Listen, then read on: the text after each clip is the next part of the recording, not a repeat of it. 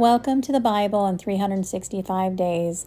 This is episode 11, and it'll be Genesis chapters 33, 34, and 35. Chapter 33. And Jacob lifted up his eyes and looked, and behold, Esau came, and with him 400 men. And he divided the children unto Leah, and unto Rachel, and unto the 2 handmaids.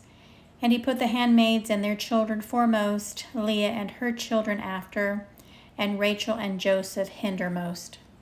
And he passed over before them, and bowed himself to the ground 7 times, until he came near to his brother. And Esau ran to meet him, and embraced him, and fell on his neck, and kissed him, and they wept. And he lifted up his eyes, and saw the women and the children, and said, Who are those with thee? And he said, The children which God hath graciously given thy servant. Then the handmaidens came near, they and their children, and they bowed themselves. And Leah also with her children came near, and bowed themselves. And after came Joseph near, and Rachel, and they bowed themselves. And he said, What meanest thou by all this drove which I met? And he said, These are to find grace in the sight of my Lord. And Esau said, I have enough, my brother. Keep that thou hast unto thyself. And Jacob said, Nay, I pray thee. If now I have found grace in thy sight, then receive my present at my hand. For therefore I have seen thy face, as though I had seen the face of God, and thou wast pleased with me. Take, I pray thee, my blessing that is brought to thee, because God hath dealt graciously with me, and because I have enough. And he urged him, and he took it. And he said, Let us take our journey, and let us go, and I will go before thee. And he said unto him, My Lord knoweth that the children are tender, and the flocks and herds with young men are with me. And if men should overdrive them one day, all the flock will die.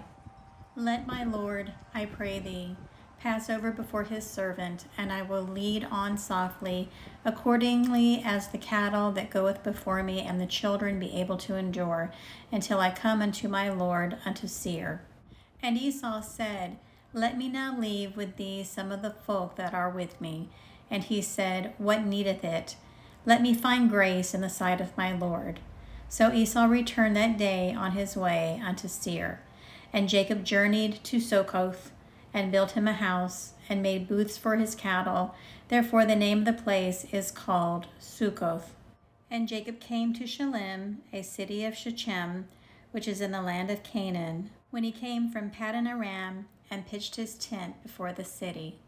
And he brought a parcel of a field, where he had spread his tent, at the hand of the children of Hamor, Shechem's father, for 100 pieces of money.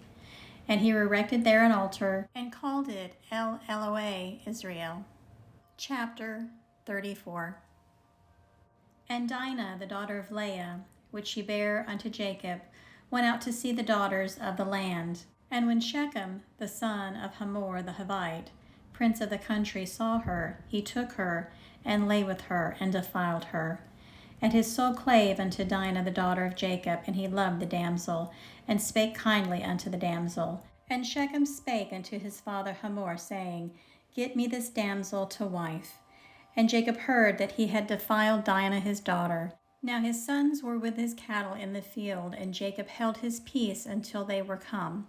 And Hamor the father of Shechem went out unto Jacob to commune with him.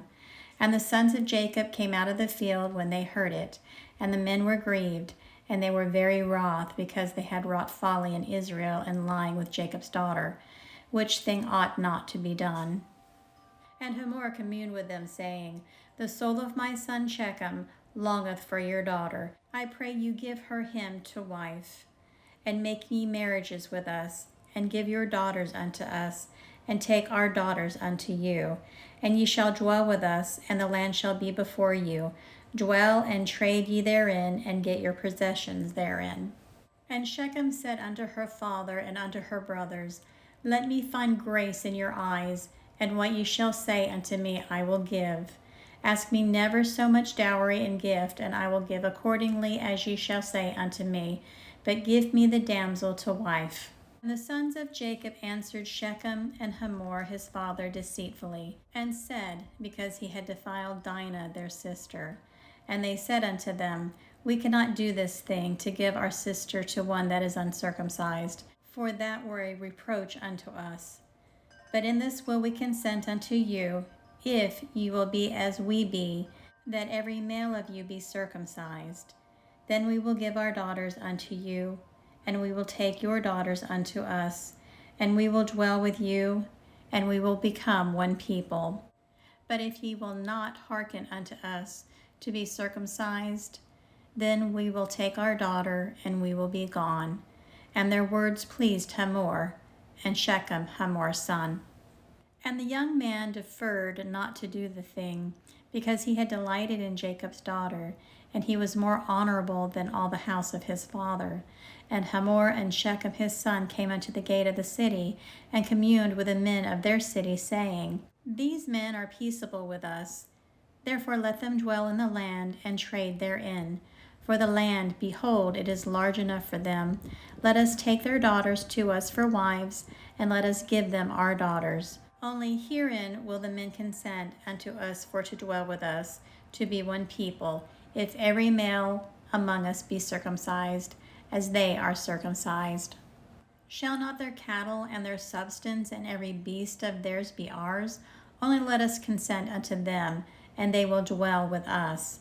And unto Hamor and unto Shechem his son hearkened all that went out of the gate of the city.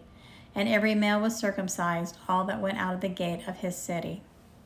And it came to pass on the third day, when they were sore, that two of the sons of Jacob, Simeon and Levi, Dinah's brethren, took each man his sword, and came upon the city boldly, and slew all the males. And they slew Hamor and Shechem his son with the edge of a sword, and took Dinah out of Shechem's house, and went out. The sons of Jacob came upon the slain, and spoiled the city, because they had defiled their sister. They took their sheep, and their oxen, and their asses, and that which was in the city, and that which was in the field, and all their wealth, and all their little ones, and their wives took they captive, and spoiled even all that was in the house. And Jacob said to Simeon and Levi, Ye have troubled me to make me to stink among the inhabitants of the land, among the Canaanites and the Perizzites. And I being few in number, they shall gather themselves together against me, and slay me, and I shall be destroyed, I and my house. And they said, Should he deal with our sister as with an harlot? Chapter 35. And God said unto Jacob, Arise, go up to Bethel, and dwell there, and make there an altar unto God, that appeared unto thee when thou fleetest from thy face of Esau thy brother. Then Jacob said unto his household, and to all that were with him, Put away the strange gods that are amongst you, and be clean, and change your garments. And let us arise, and go up to Bethel, and I will make there an altar unto God, who answered me in the day of my distress, and was with me in the way which I went. And they gave unto Jacob all the strange gods which were in their hand, and all their earrings which were in their ears, and Jacob hid them under the oak which was by Shechem. And they journeyed, and the terror of God was upon the cities that were round about them, and they did not pursue after the sons of Jacob. So Jacob came to Luz, which was in the land of Canaan, that is, Bethel, he and all the people who were with him. And he built there an altar, and called the place El Bethel, because there God appeared unto him when he fled from the face of his brother. But Deborah, Rebekah's nurse, died, and she was buried beneath Bethel under an oak, and the name of it was called Elon Bachuth. And God appeared unto Jacob again, when he came out of Paddan Aram, and blessed him. And God said unto him, Thy name is Jacob, thy name shall not be called any more Jacob, but Israel shall be thy name. And he called his name Israel. And God said unto him, I am God Almighty. Be fruitful and multiply. A nation and a company of nations shall be of thee, and kings shall come out of thy loins. And the land which I gave Abraham and Isaac, to thee I will give it, and to thy seed after thee will I give the land. And God went up from him in the place where he talked with him. And Jacob set up a pillar in the place where he talked with him, even a pillar of stone. And he poured a drink offering thereon, and he poured oil thereon. And Jacob called the name of the place where God spake with him Bethel. And he journeyed from Bethel, and there was but a little way to come to Ephrath. And Rachel travailed, and she had hard labor. And it came to pass, when she was in hard labor, that the midwife said unto her, Fear not, thou shalt have this son also. And it came to pass, as her soul was in departing, for she died, that she called his name Benoni, but his father called him Benjamin. And Rachel died, and was buried in the way to Ephrath, which is Bethlehem. And Jacob set a pillar upon her grave, that is the pillar of Rachel's grave unto this day. And Israel journeyed and spread his tent beyond the tower of Edar. And it came to pass, when Israel dwelt in that land, that Reuben went and lay with Bilhah his father's concubine. And Israel heard it. Now the sons of Jacob were 12. The sons of Leah, Reuben, Jacob's firstborn, and Simeon, and Levi, and Judah, and Issachar, and Zebulun. The sons of Rachel, Joseph, and Benjamin. And the sons of Bilhah, Rachel's handmaid, Dan, and Naphtali. And the sons of Zilpah, Leah's handmaid, Gad, and Asher. These are the sons of Jacob, which were born to him in Paddan-aram. And Jacob came unto Isaac his father, unto Mamre, unto the city of Arba, which is Hebron, where Abraham and Isaac sojourned. And the days of Isaac were 180 years. And Isaac gave up the ghost and died, and was gathered unto his people, being old and full of days, and his sons Esau and Jacob buried him.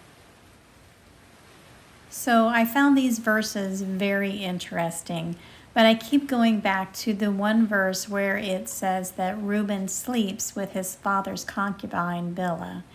So I started doing a little studying and searching into it, and it's a very vague reference, and I'm not going to get into it, but I think when we get to the part in Genesis, then you'll see how it comes into play.